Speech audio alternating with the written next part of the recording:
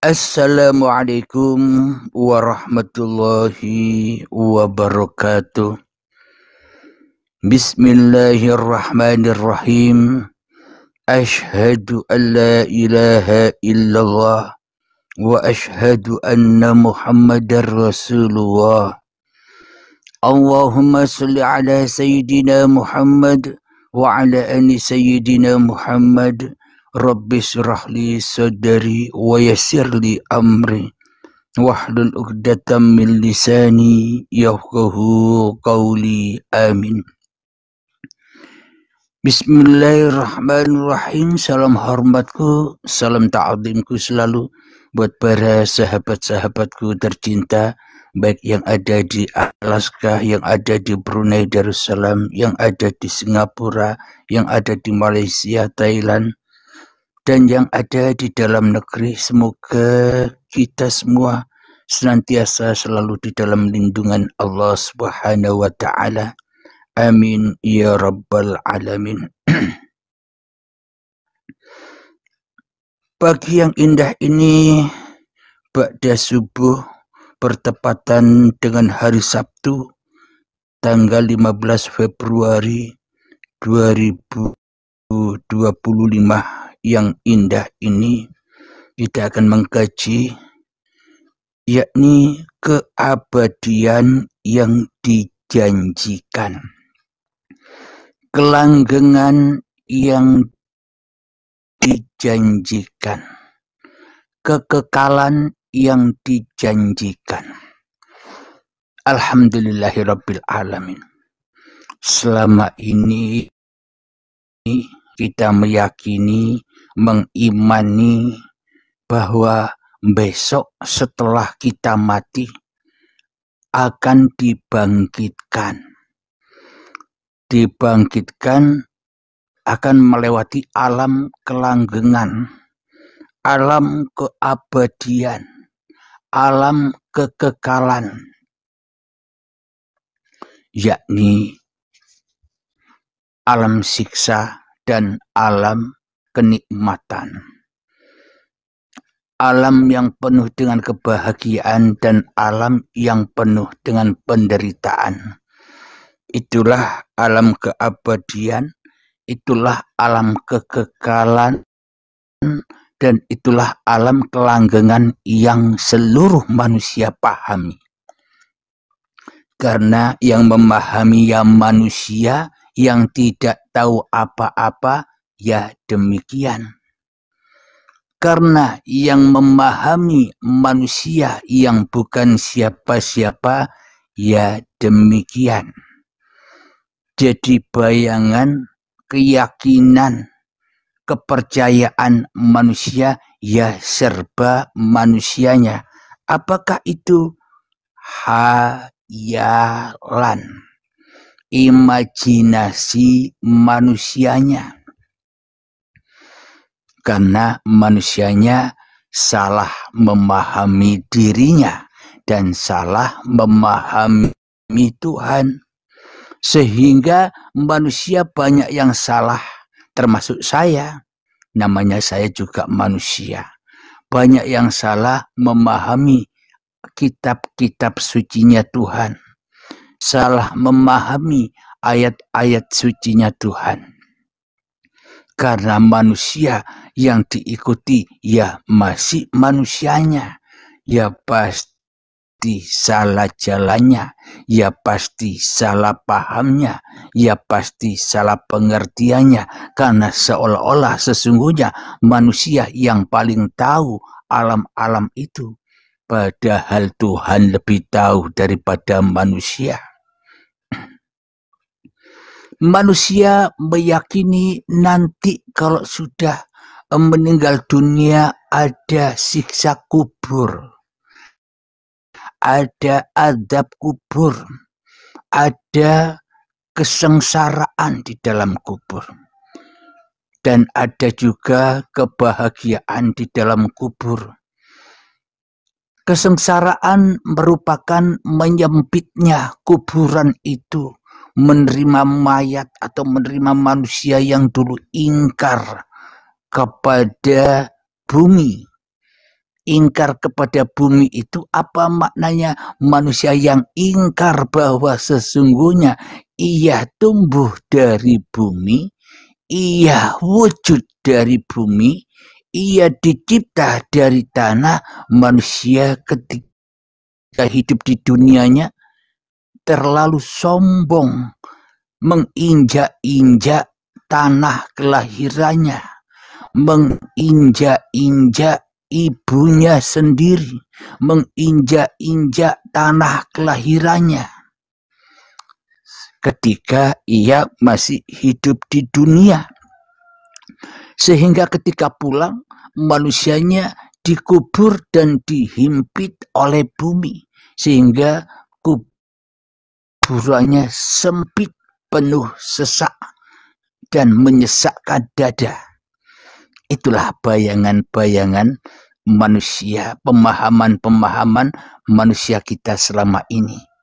Seolah-olah alam kelanggengan nanti ketika manusianya sudah meninggal dunia, dikubur, akan disiksa di dalam kubur.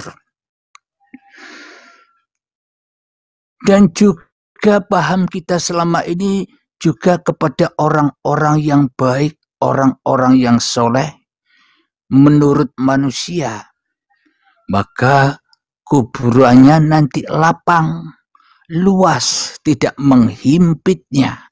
Karena di dunia selalu berbuat kebaikan. Karena di dunia selalu beramal soleh. Itulah perakiraan cuacanya hati manusia selama ini. Membayang-bayangkan, mengilustrasikan, menghayal-hayalkan. Nanti setelah mati dan dikubur, mulailah alam kelanggengan, alam keabadian, alam kekekalan itu ada. Marilah kita pikir sejenak. Marilah kita hayati sejenak.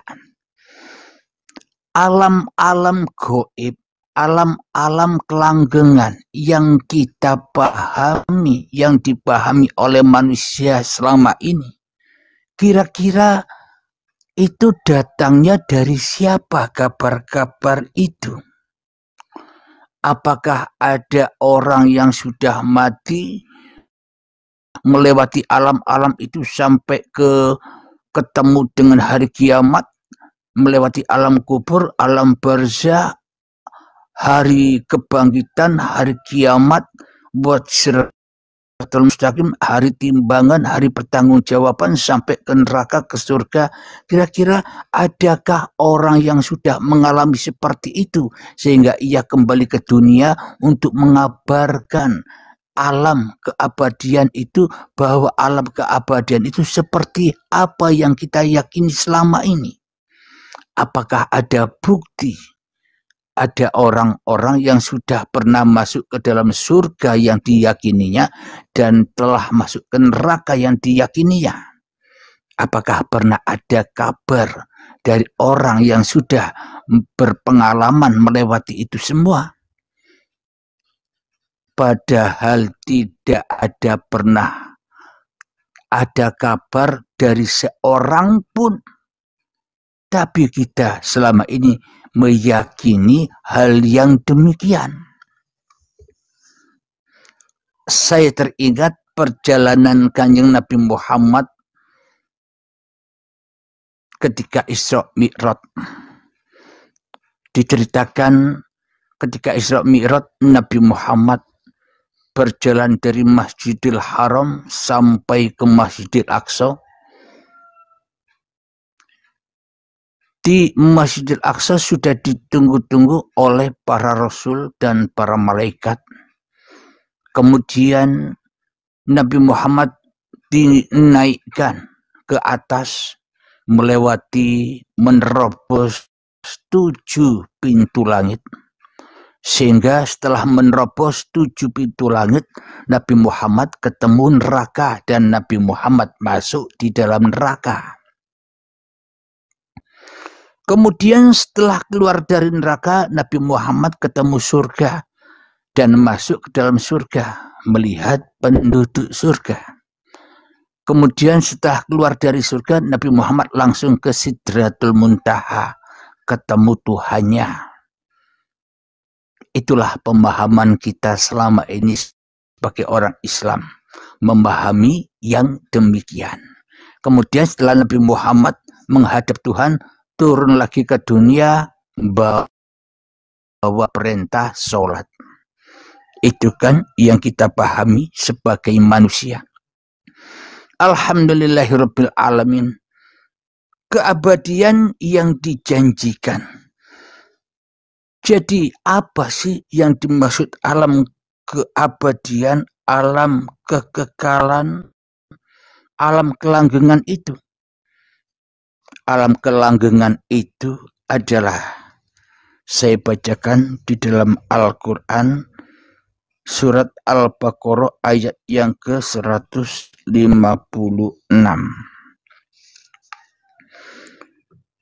A'udzu billahi minasyaitonir rajim. Bismillahirrahmanirrahim.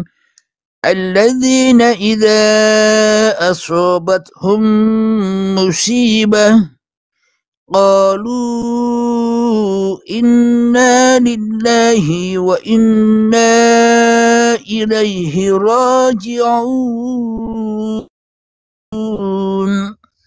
yang artinya yaitu orang-orang yang apabila ditimpa musibah mereka berkata inna lillahi wa inna ilaihi raji'un, sesungguhnya kami milik Allah dan kepadanya lah kami kembali.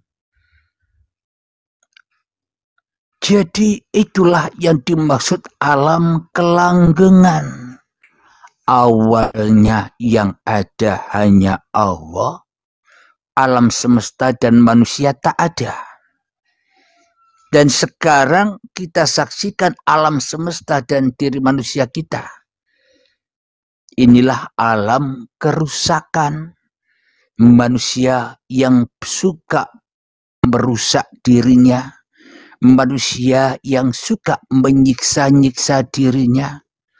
Di alam neraka itu Nabi Muhammad menyaksikan bahwa siksaan-siksaan itu berlaku sebenarnya bukan malaikat yang menyiksa.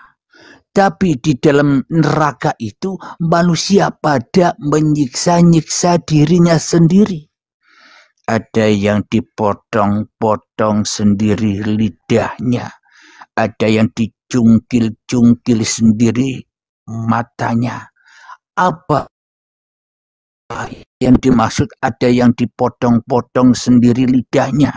Perkataannya selalu dusta. Mendustai dirinya sendiri. Karena tidak kenal dirinya sendiri, pasti perilakunya berdusta terus. Itulah yang dimaksud orang-orang yang memotong-motong lidahnya sendiri. Ketika dipercaya, ia ingkar. Perkataannya selalu menyakitkan orang lain. Perkataannya selalu menyinggung perasaan orang lain. Perkataannya selalu membakar hati orang lain. Itulah tandanya bahwa apapun yang keluar pada diri kita, dari diri kita, perkataan-perkataan yang tidak baik, perkataan-perkataan yang kotor, perkataan-perkataan yang najis, yakni yang keluar dari mulut kita selalu menyakitkan orang lain, selalu menyinggung perasaan orang lain, selalu menghina orang lain. Itulah tandanya kita sudah memotong-motong lidah kita sendiri karena kita sudah berada di alam kelanggengan yang namanya neraka, alam siksaan. Karena kita tersiksa di dalam hati kita sehingga kita memberontak, ngajak-ngajak orang lain supaya orang lain pun juga disiksa seperti dirinya. Ketika kita disiksa di dalam hati kita, memotong-motong lidah kita sendiri, seolah-olah kita mau menjerumuskan orang lain supaya orang lain pun juga terpotong-potong juga lidahnya. Itulah sambatnya, sakitnya orang-orang yang berada di dalam neraka yang bahan bakarnya hanyalah manusia dan hati yang keras melebihi kerasnya batu. Itulah yang dimaksud lidah yang dipotong-potong sendiri, sehingga selalu keluar dari mulutnya api yang bisa menyinggung orang lain. Maksud kita seumpama kita menghina orang, pasti di dalam hati kita bertujuan agar orang lain yang kita hina itu tersinggung, agar orang lain yang kita rendahkan itu marah. Tujuan kita untuk mengkafirkan orang lain itu supaya orang lain yang kita kafirkan itu marah. Tujuannya seperti itu, bukan? Kenapa? Karena kita sendiri marah dengan diri kita sendiri, panas dengan diri kita sendiri, tersiksa dengan diri kita sendiri, sehingga kita mengajak orang-orang yang di luar kita untuk disiksa juga seperti kita. Itulah yang dimaksud memotong-motong lidahnya sendiri. Itulah yang dimaksud ahli neraka. Jadi alam kelanggengan yang namanya neraka besok ndak ada, bro. Ya adanya ya sekarang ketika manusia menghuni neraka itu sendiri. Itulah alam kelanggengan yang dinamakan neraka. Ada mardanya yang dicungkil-cungkil sendiri. Apakah itu? Yakni orang-orang yang menyalahgunakan pandangan matanya. Orang-orang yang menyalahgunakan penglihatan matanya. Ada orang-orang yang disok timah telinganya. Orang yang menyalahgunakan pendengarannya. Penglihatan matanya, pandangan matanya hanya diperuntukkan untuk laku-laku yang tidak baik.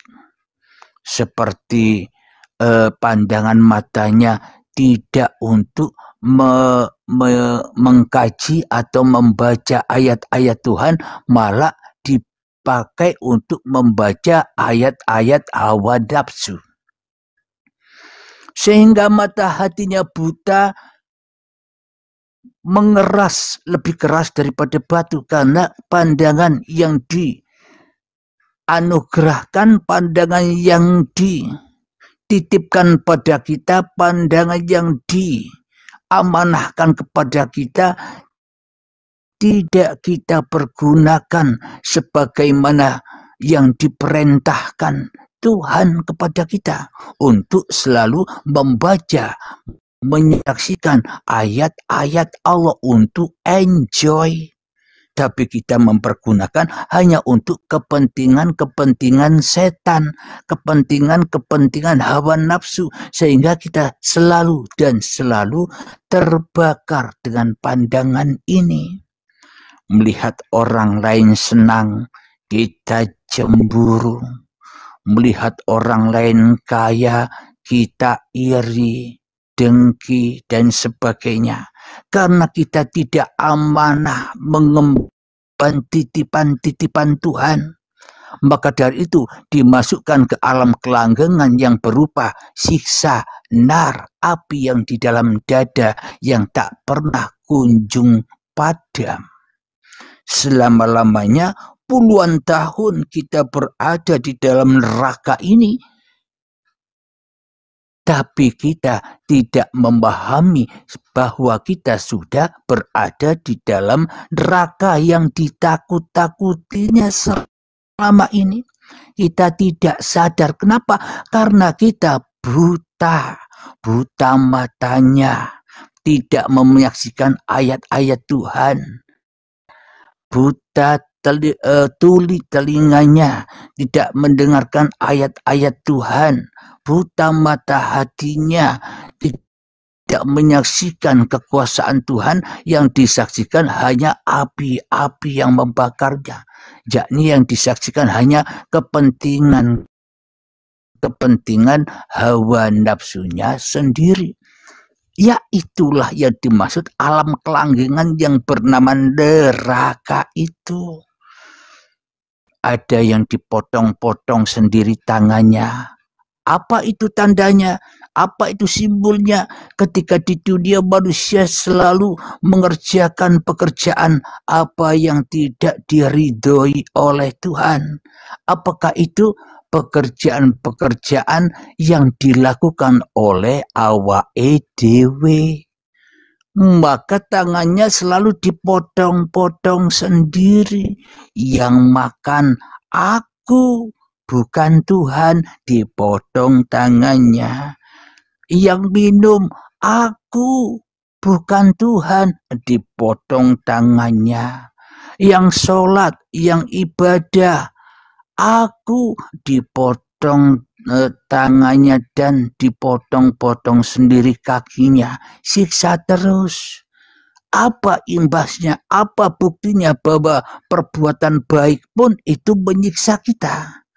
Ketika kita rajin ibadah, yang Islam rajin ke masjid, yang Kristen rajin ke gereja, tapi imbasnya di dalam hati kita selama ini sok mulia, sok lebih mulia daripada orang lain yang tidak suka beribadah seperti kita. Itulah imbasnya neraka itu. Jadi orang yang masuk neraka itu bisa dari jalan kebaikan dan bisa dari jalan keburukan. Apa maknanya? Perbuatan baiknya akan membakar dirinya sendiri. Karena manusia memahami kebaikan dan keburukan versi kepahaman manusianya saja. Alhamdulillahirabbil alamin. Maka dari itu di dalam Islam diajari toharoh, bersuci, yakni mensucikan hadas kecil dan hadas besar. Apa itu makna dari mensucikan diri? Yakni ketika manusianya mau sholat, jadi sucikan hati dengan niat. Apa akhir kalimat dari kata niat di dalam hati itu? Lillahi ta'ala, kembali ke alam kelanggengan, yakni kekuasaan Allah.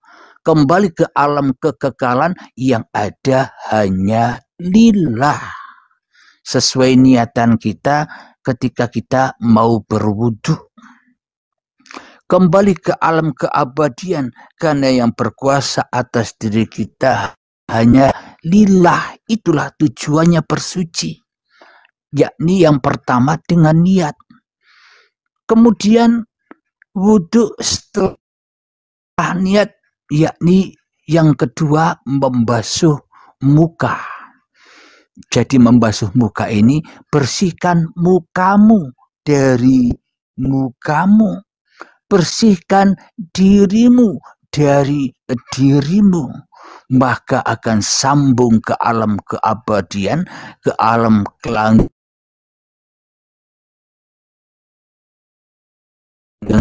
yang ini wajahku. Sesungguhnya wajahku Abdul Halim ini adalah wajhiya lilladzi fataras samawati wal ardh. Wajahku Abdul Halim ini adalah wajah Tuhan sendiri yang menciptakan langit dan bumi.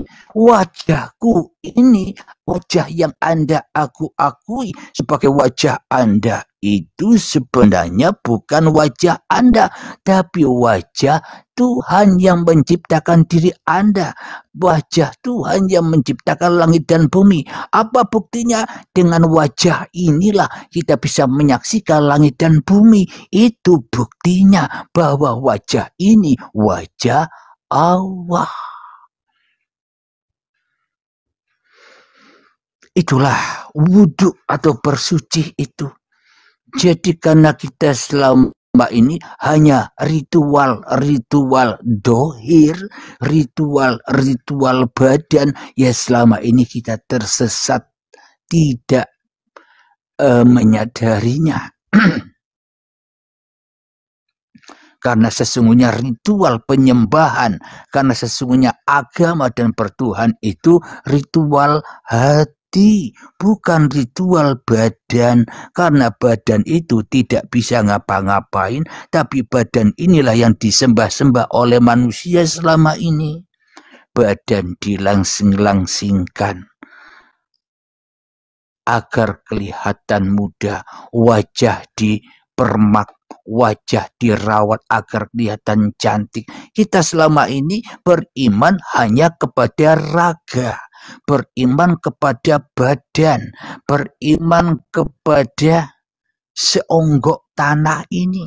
Tapi kita tidak beriman kepada siapa yang mengadakan badan. Kita tidak beriman kepada siapa yang mewujudkan badan. Kita tidak beriman kepada siapa yang mendatangkan badan ke dunia ini. Itu yang luput dari kesadaran kita. Karena selama ini kita yang jadi Tuhannya. Kita yang jadi pengatur-pengatur badan. Sehingga bahan bakar neraka sudah ada, tinggal membakarnya. Apakah itu? Badan manusia dan hati yang keras melebihi kerasnya batu, tinggal dibakar. Siapa yang membakar neraka itu? Ya diri manusia itu sendiri yang membakarnya. Waalaikumsalam Kang Isa. Itulah alam keabadian, alam kelanggengan neraka yang dijanjikan sudah dimasuki oleh seluruh manusia, sudah dirasakan oleh seluruh manusia, tapi manusianya tertipu. Disangkanya neraka itu ada di alam yang dibayang-bayangkan oleh manusia. Padahal apapun yang dibayangkan oleh manusia namanya bayangan. Manusia itu bayangan Tuhan. Apapun ngaruhnya bayangan dengan yang punya bayangan? Ya semuanya halu, semuanya gelap. Apa yang diyakini, apa yang diimani oleh manusia itu adalah hayalan-hayalan manusianya. Padahal itu semua sudah terjadi, siksa kubur sudah terjadi, alam kubur sudah terjadi. Apa sih alam kubur itu? Alam kemanusiaan, manusia-manusia yang masih mengistimewakan kuburannya, manusia-manusia yang masih mencintai kuburannya. Apa itu alam kubur? Ketika manusia masih cinta kepada dirinya, cinta kepada hawa nafsunya, itulah alam kubur, bro. Bukan nanti, bro.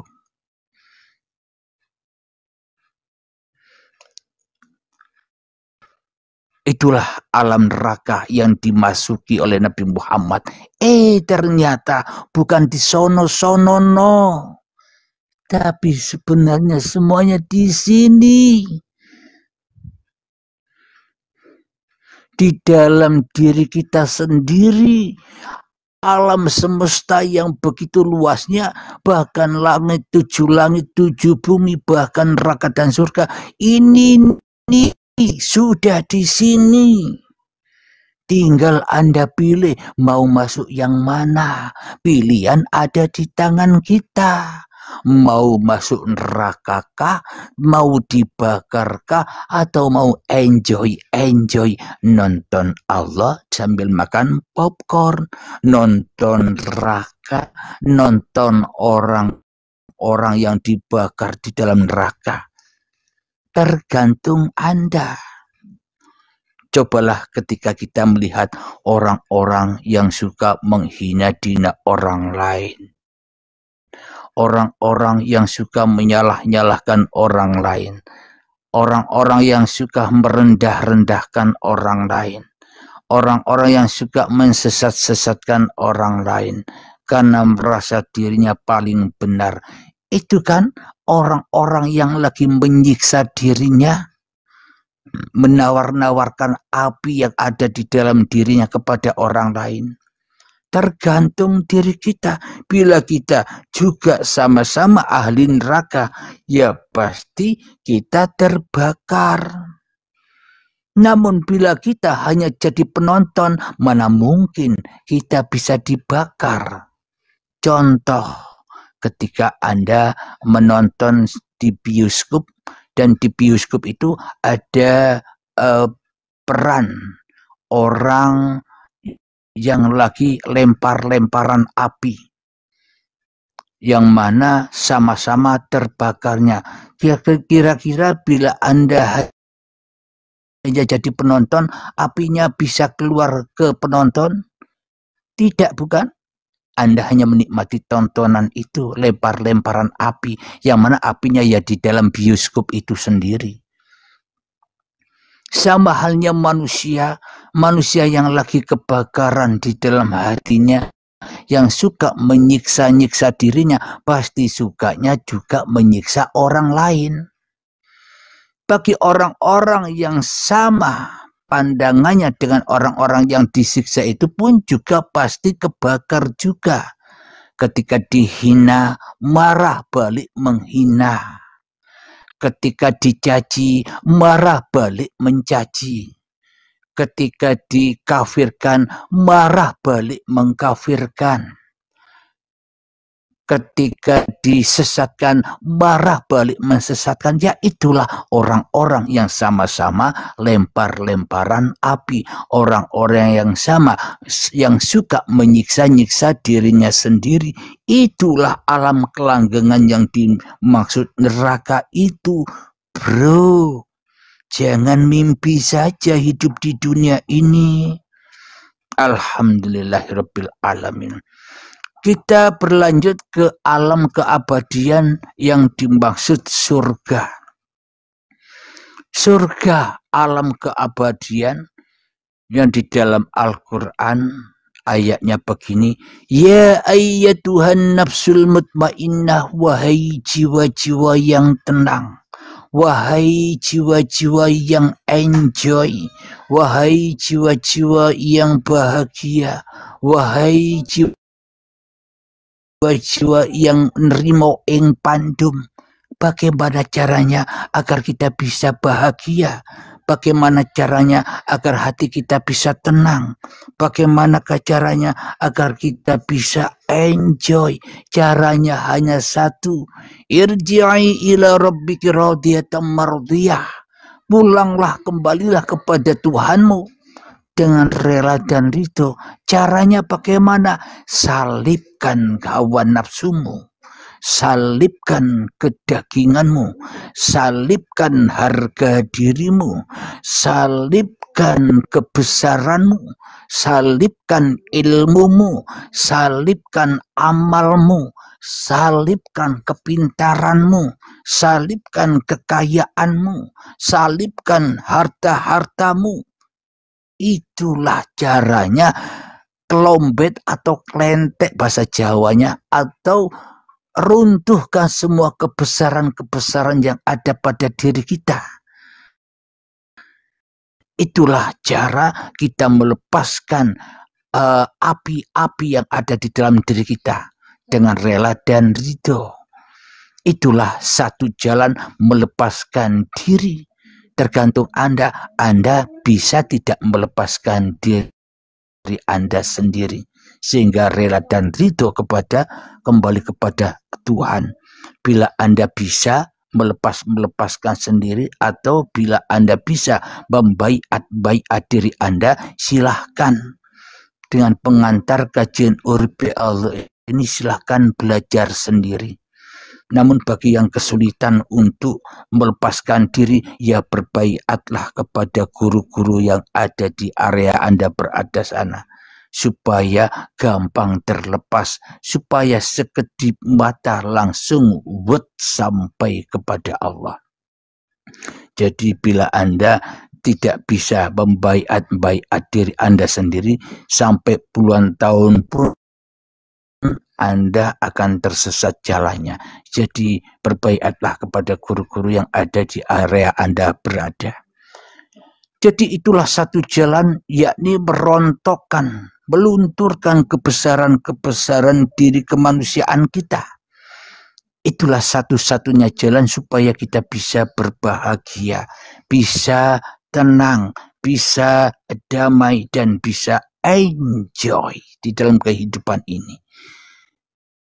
Dan itulah yang dimaksud fadkhuli fi ibadi. Kalau sudah kembali rela ridho kepada Tuhan, maka itulah yang disebut hamba yang mengabdi. Bukan dengan sholat dikatakan mengabdi, bro. Bukan dengan ibadah dikatakan mengabdi, bro. Bukan membaca Al-Quran dikatakan mengabdi, bro. Bukan memasuki masjid dikatakan mengabdi, bro. Bukan memasuki gereja dikatakan mengabdi, bro. Semua itu pengabdian Allah manusia, Allah hawa nafsu, Allah kedagingan. Kenapa? Karena manusia memulia-muliakan alam kuburnya, memulia-muliakan raga-raganya, mengeluh-elukan mayat-mayatnya, masih menjalankan ritual olahraga, masih olahraga. Ritual itu olah jiwa. Jiwa kita diolah dengan apa? Masuk ke alam kelanggengan Tuhan, berserah diri kepada Tuhan. Itulah yang dimaksud olah jiwa, olah ruh, olah nyawa, olah hati. Ujung-ujungnya ketemu uripe Allah. Bila sudah ketemu uripe Allah, enjoy. Itulah mengabdi. Dan setelah mengabdi, wadkhuli jannati, eladalah. Ternyata surga yang dimaksudkan Allah bukan nanti. Yang memahami surga neraka nanti halu, hayal, dan tersesat.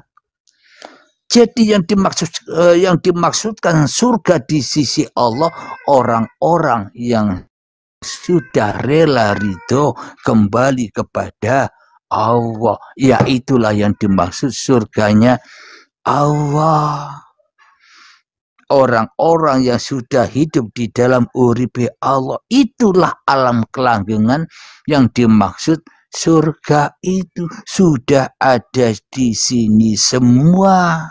Sekarang Anda baru tahu, Anda ini penduduk neraka, atau Anda ini penduduk surga.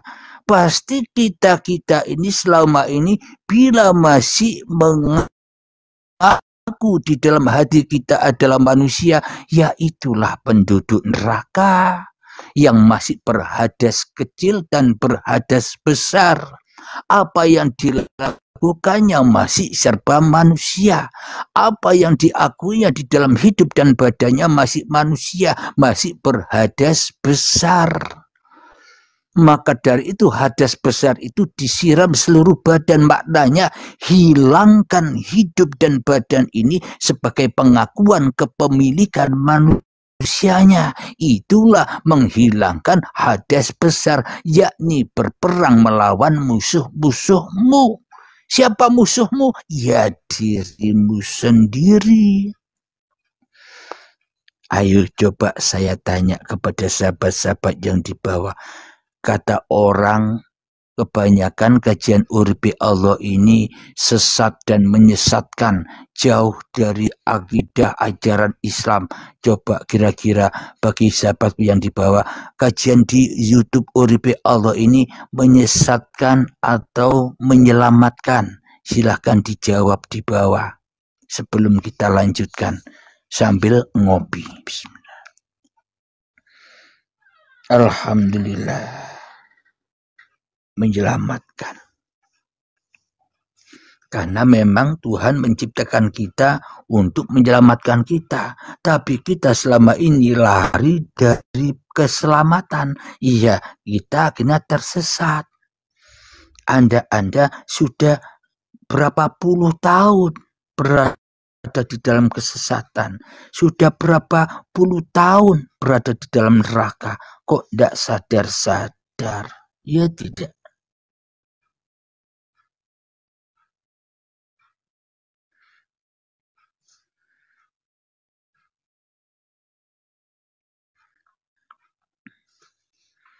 Alhamdulillah, bila kajian di YouTube Uripi Allah ini menyelamatkan, berarti tugas Anda yang sudah di dalam alam keselamatan, tugas Anda juga untuk menyelamatkan manusia. Bagaimana caranya? Bagikan video-video YouTube ini kepada seluruh manusia. Mereka terima atau tidak terima, mereka yakin atau tidak yakin, ora urus.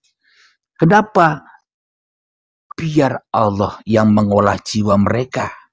Jadi yang penting berbagi, baik itu lewat grup-grup di WhatsApp, grup-grup di medsos dan sebagainya. Itulah tanda Anda menyelamatkan manusia meskipun Anda tidak berkata apa-apa. Jadi bagikan YouTube Uripi Allah bila memang YouTube Uripi Allah ini menyelamatkan diri Anda. Supaya apa? Supaya kita tambah kuat, kita berbagi, kita semakin banyak berbagi, kita semakin banyak sadar, kita semakin banyak berbagi, kita semakin bahagia, kita semakin banyak berbagi, kita semakin enjoy, sama seperti saya. Jadi ilmu-ilmu yang dianugerahkan Allah kepada saya tidak saya makan sendiri. Kenapa? Saya sudah kenyang, saya bagikan kepada saudara-saudaraku yang lain semuanya tanpa tersisa. Kenapa? Karena ini ilmu Allah. Saya tidak berhak menyimpan-nyimpan ilmu Allah. Saya berikan semuanya lewat media YouTube. Saya berikan semuanya lewat media live TikTok ini. Kenapa? Saya tidak berhak menyimpan. Kalau masih saya simpan, saya bisa terbakar. Karena ilmu itu milik Allah, bukan milik manusia. Kebenaran itu milik Allah, bukan milik manusia. Jadi manusianya mah enjoy saja. Coba buktikan, Anda berbagi. Bagikan link YouTube Uripi Allah kepada di WhatsApp, grup-grup WhatsApp Anda. Lambat laun, lama kelamaan Anda dibukakan pintu kepahaman. Anda tambah paham, Anda tambah enjoy. Beda bagi orang-orang yang takut untuk berbagi. Dikatakan, yakni orang yang masih memegang ilmu Allah, masih terhijab, masih terbakar untuk dirinya sendiri. Maka dari itu amalkan. Itulah cara beramalnya. Menyeru kepada diri kita sendiri dan menyeru kepada orang lain. Tergantung yang diseru mau atau tidak, itu suka-suka Allah. Enjoy saja. Yang penting kita mengikuti permainan Tuhan. Bukan bukan Tuhan yang mengikuti permainan kita. Kita mah enjoy saja. Semoga bisa bermanfaat kajian-kajian Uripi Allah ini. Alhamdulillahirabbil alamin. Sebelum saya adakan tanya jawab, saya akhiri dulu. Wassalamualaikum warahmatullahi wabarakatuh. Kita tunggu sejenak, saya mau buat kopi lagi dulu, nanti sebentar lagi kita adakan tanya jawab.